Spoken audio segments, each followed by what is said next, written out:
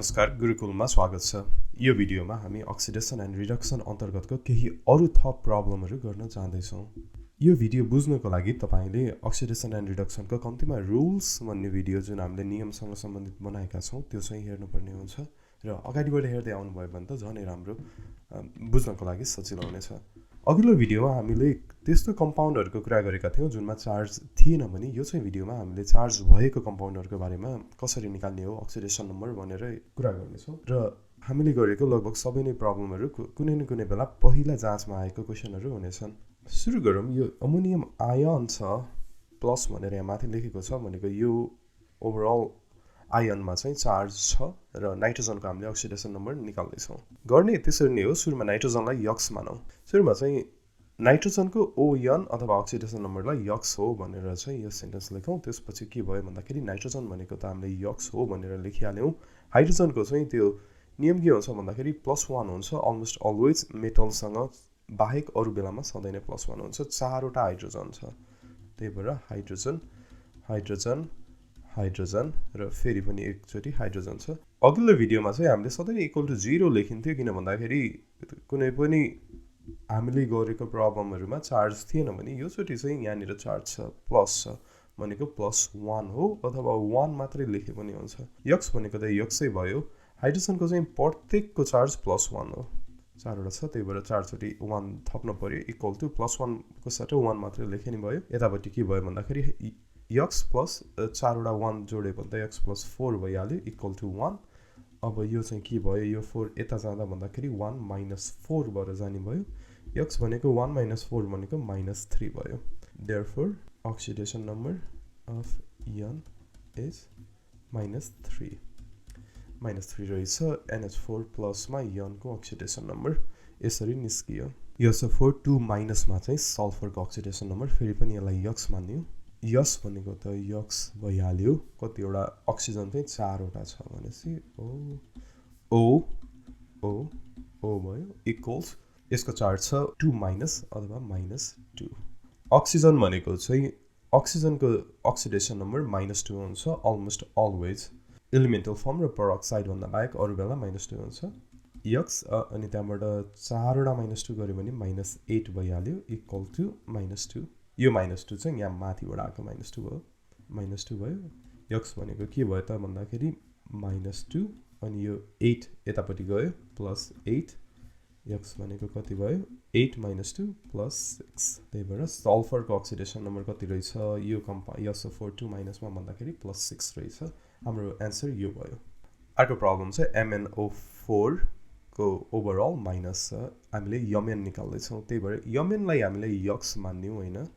Overall के भयो भन्दा यमन एउटा छ यक्स भयो। अक्सिजन कतिवटा छ भन्दाखेरि 4वटा छ। यहाँनिर माइनस चार्ज छ त्यही भएर -1 इक्वल टु 0 होइन कि -1 किन भन्दाखेरि यो भिडियोमा गर्ने हाम्रो प्रब्लमहरूमा चाहिँ प्रत्येक कम्पाउन्डको केही न केही चार्ज छ। यक्स भयो। अक्सिजनको -2 भयो। -2 इक्वल्स -1 भयो। 4वटा -2ले -8 भयो equals -1। X equals -1 + 8 x equals +7। Oxidation रिडक्सनमा चाहिँ यक्स इक्वल्स 7 लेखे पनि कुरा एउटै हो, +7 लेखे पनि उही हो। तर अक्सिडेसन नम्बरको प्रब्लममा चाहिँ हामीले +7 भनेर यो चार्ज तोकेरै लेखिन्छ। अर्को छ H2PO4 को चार्ज माइनस। पीलाई हामीले यक्स मान्यौँ अक्सिडेसन नम्बरलाई। हाइड्रोजन 2टा छ, फस्फरस एउटा छ त्यसलाई हामीले यक्स मानेका छौँ। अक्सिजन 4वटा छ इक्वल टु -1 भयो। हाइड्रोजनको चाहिँ हाम्रो +1 हो त्यही भएर +1। यो हाइड्रोजनको +1 भयो। यक्सको भनेको यक्सै भयो। अक्सिजनको चाहिँ -2 हो 4वटा भयो त्यही भएर 4वटा -2 लेखियो भने इक्वल टु -1 यहाँबाट आयो -1। ओके 1 + 1 भनेको 2 भयो प्लस यक्स अनि यो सबै 2 गर्दाखेरि -2 भनेको -8 भयो इक्वल्स -1 भन्दाखेरि -6 भयो -1। यक्स इक्वल्स -1 + 6 यक्स भनेको +5 भयो। त्यही भएर यो चाहिँ फस्फरसको अक्सिडेसन नम्बर कति रहेछ भन्दा +5 रहेछ।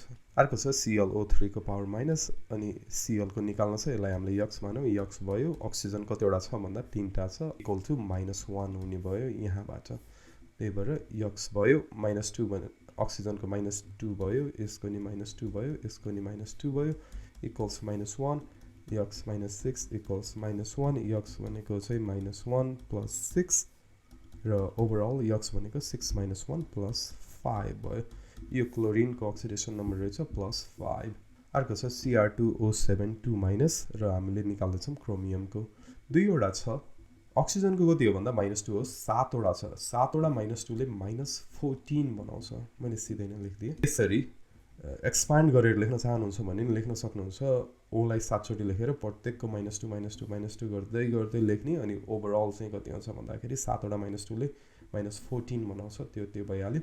इक्वल टु चाहिँ हाम्रो कति हुन्छ भन्दाखेरि यहाँनिर 2- छ यो ओभरअल कम्पाउन्डको चार्ज, त्यही भएर -2 भयो। 2- लेख्न सक्दा -2 लेखिन्छ।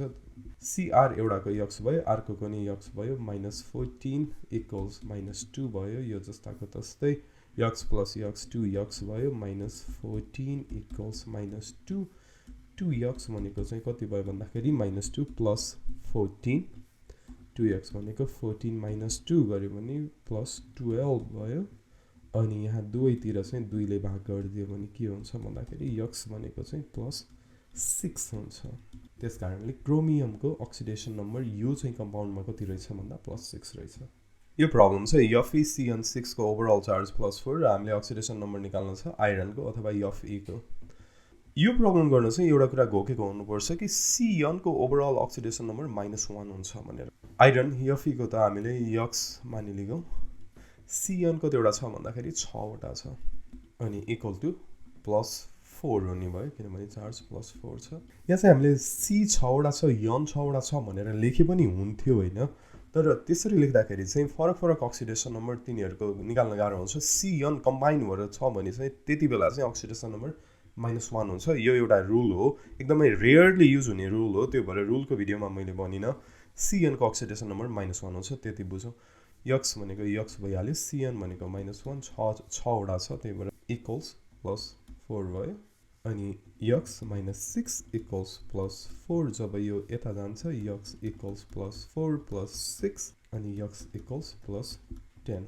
त्यही भएर FeCN6 को ओभरअल पावर +4 मा चाहिँ हाम्रो आइरनको अक्सिडेसन नम्बर रहेछ +10।